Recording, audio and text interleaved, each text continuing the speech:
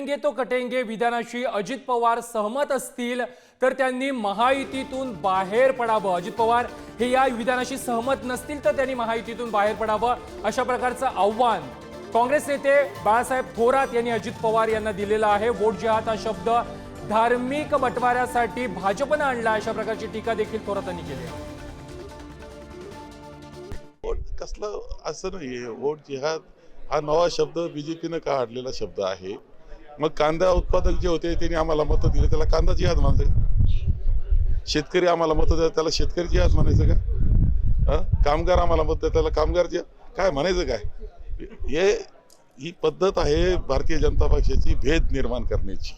त्यांच्याजवळ बोलण्याला मुद्दा नाही, ना बेरोजगारीवर बोलू शकत, ना महागाईवर बोलू शकत, ना शेतकऱ्याची जी हालत आहे त्याच्यावर बोलू शकत। मग असा काहीतरी धार्मिक मुद्दा काढायचा, दिशाहीन करायचं, सगळं विष पेरण्याचा कार्यक्रम आहे, बाकी याच्यापेक्षा काही नाही।